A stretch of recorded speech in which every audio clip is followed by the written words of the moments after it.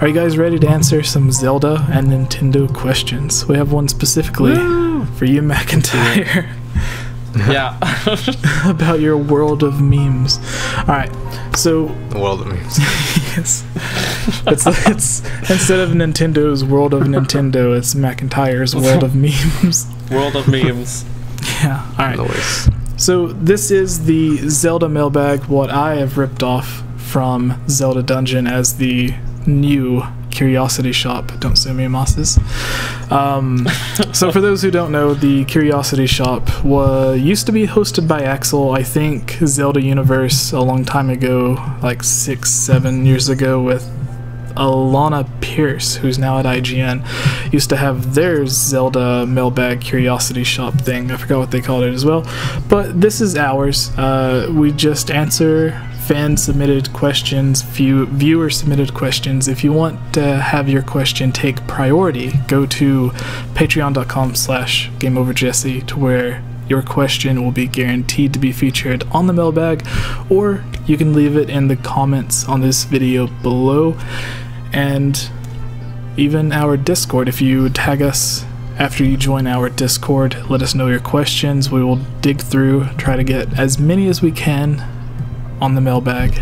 And our first question comes from Daniel. Daniel, tell us what our first question is. Oh, well, it doesn't come from me, but I'll read it to you. Yes. But letting you choose. I'm really feeling it. KOB. Actually, who is this guy actually though? King of Bots. King of Butts? Bots. No, it's Hey Hyrule. Bots. Yes, hey. yes. Hey Hyrule. I just copied and pasted all the questions, okay? But he asks, what do you think Zelda will be like in the future? Now, this is a very broad question, dude. This is very, very broad. Yeah. But what do we think Zelda will be like in the future? Let's start with Macintyre on this one. What do you think the future of Zelda is going to be like? In 2 sentences. Wow, that's a very unique question here. I've been doing Zelda content for the longest time, and what I really like about the Zelda series is that we all talk about the Zelda formula and all that, but many Zelda games are inherently different and the same compared to each other. For example, Majora's Mask is different from Twilight Princess. Twilight Princess is different from Skyward Sword. Skyward Sword is different from Wind Waker, and we can go on and on and on. People say like how revolutionary Breath of the Wild is, and while it is, it's very, very unorthodox as compared to other Zelda titles, but it's still taking that kind of unique approach that the Zelda formula is very much a series in flux that likes to do different things to branch out.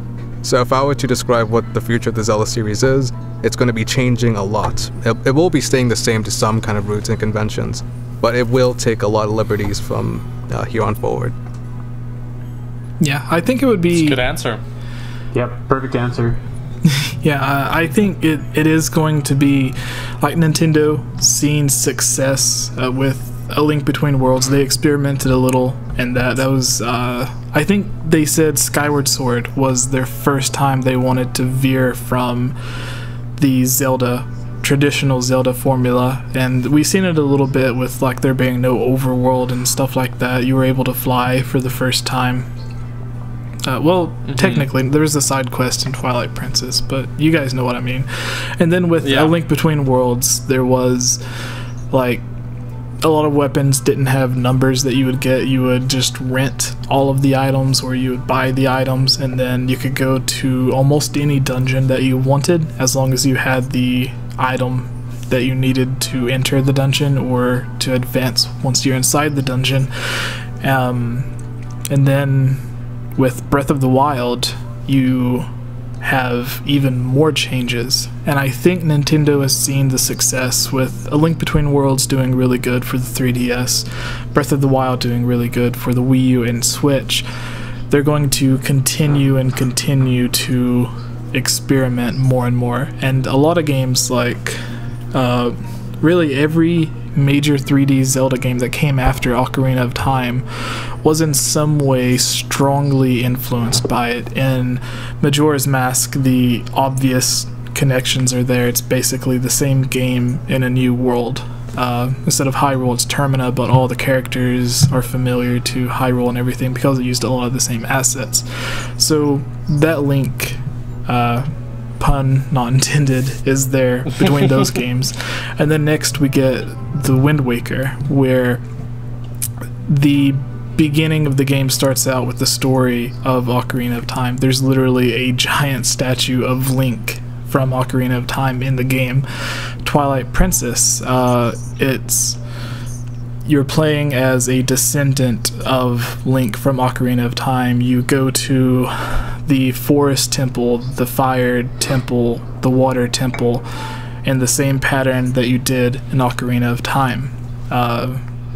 Ocarina of Time, you had the Forest Dungeon, the Fire Dungeon, the Water Dungeon, and that same pattern continues in Twilight Princess. And then there's like a big twist towards the end of the game. There's the Hero Shade, who is Link from Ocarina of Time. And then in Skyward Sword, it all acts as like, instead of connecting to Ocarina of Time from events happening later, Skyward Sword happens in the past, but it's still, a lot of the stuff strongly connects to Ocarina of Time. And then with Breath of the Wild, there are those subtle connections to Ocarina of Time, but there's also different references to all of the Zelda games. And I think as Zelda games continue, those references to Ocarina of Time are going to be less and less. And that's where I see it going, to where it is suddenly you're playing Zelda.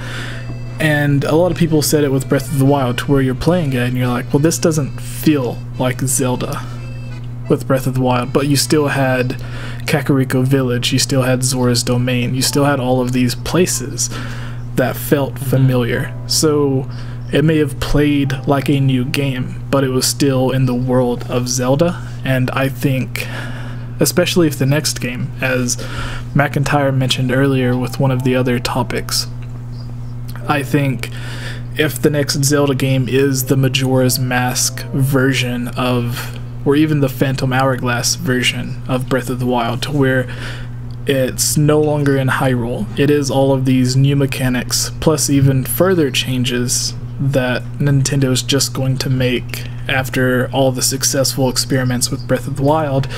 If they take all of these new mechanics that people are saying doesn't feel like a Zelda game, and now you're in, like, you're not even in Hyrule, so there is no Kakariko Village, there is no Temple of Time, there are none of these places that you look at and remember from most Zelda games. You are in a completely new world, and you're playing as Link, but suddenly you're running, you're jumping, you're climbing, you're doing all of this stuff that you weren't able to do.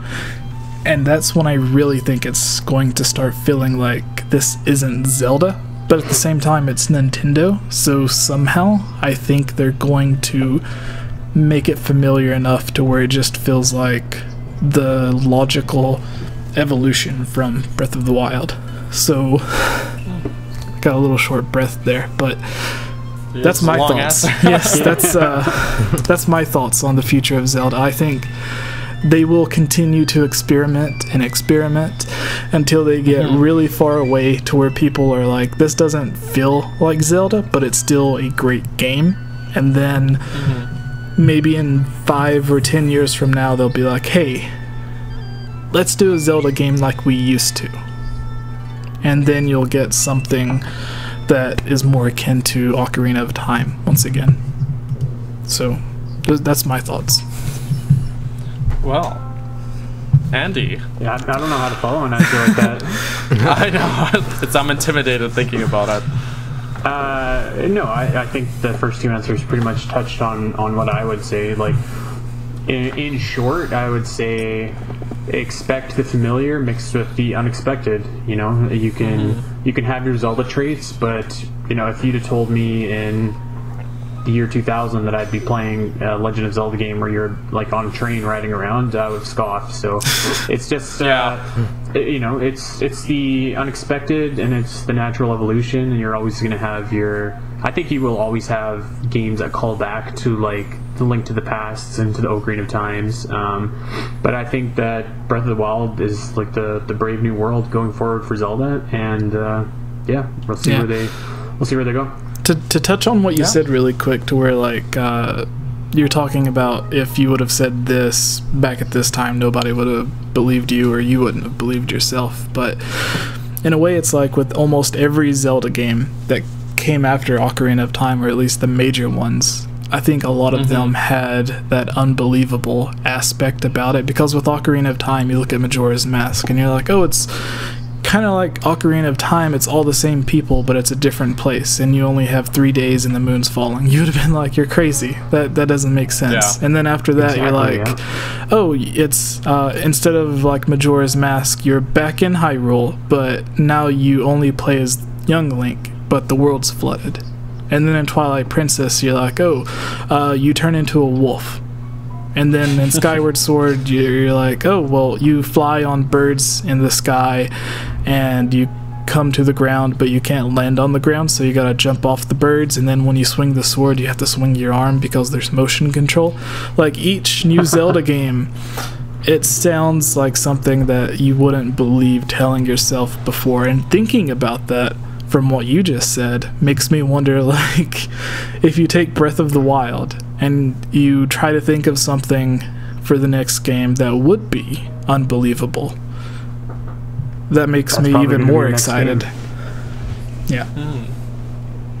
But yes, your answer on this, Daniel. We'll try to get through the other questions a little bit quicker. Of course. Jeez, I don't know what to add. I mean, I think we'll see a couple more remakes or HD re-releases, which we talked about with Luke last week. Yeah, Zelda Master Luke was our guest last week, for people who want to go check out that video as well. You should, because it's a good one. I think we'll see, a couple more re-releases, just like to bide our time before we get another new Zelda game. And I think that they'll probably do, maybe, I don't know if 3DS will still be around or if it'll be retired or whatever, but something a little more small scale like the 3DS Zeldas we've gotten, where something along the lines of, not necessarily like A Link Between Worlds where it's on the same map as another game, but something smaller scale like that. And then they'll probably do that while they develop another large world. I think in a interview, Onuma said that he wanted to continue making open world Zeldas in the same vein as Breath of the Wild, so I think we'll get at least one more of those. But I mean, it's hard to say because Zelda is people talk about the Zelda formula, like Macintyre said, but like the formula is not static. It's always changing, it's always evolving, so, which is how this series has stayed relevant for over 30 years, so. Yeah.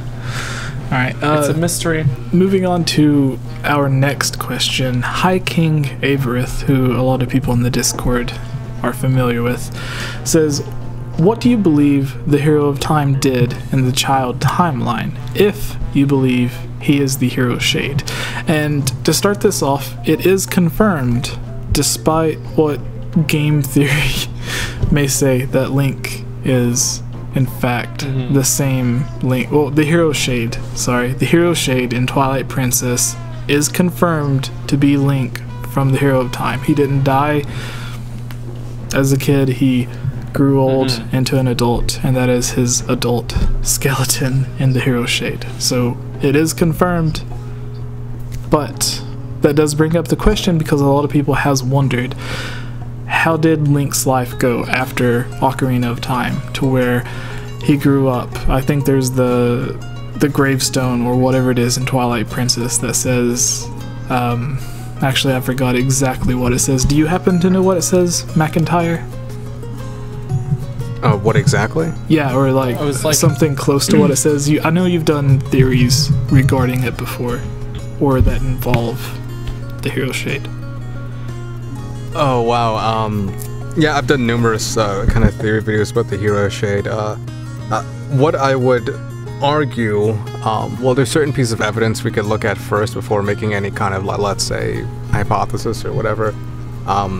For one, it's the hero's bow found in Twilight Princess. It's said it used to belong to a former hero. Some attribute that as the same bow that Link, or the Hero of Time, received back in Majora's Mask, and he somehow went back to Hyrule and gave back the bow.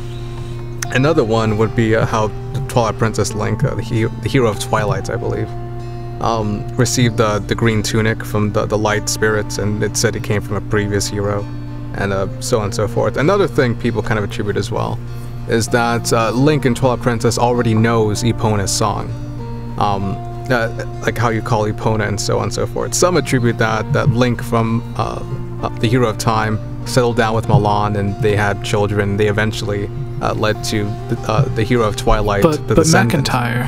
What about the big crush that Princess Ruto had on Link? You mean they didn't get together? What about waifus? Oh yeah. I don't know. Who's to say Link can't do 2 wives and build a harem or something? But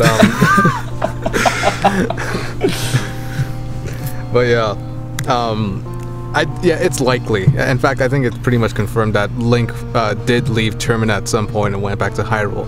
What exactly he did, I have no idea. It's all really just theories and speculation.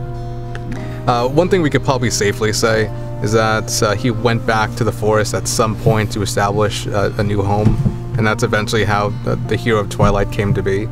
In terms of, like, let's say, why does he wear the armor, or why it's the Golden Wolf, I'm not entirely sure, though Midna says he went Super in Twilight Saiyan. Princess. Yeah, Midna says in Twilight Princess that a divine beast will one day save her people. Some people say, of course, it has to be Wolf Link or the Hero of Twilight. There's some theories that it's actually the Golden Wolf, the Hero of Time, that instigated the entire thing in the first place.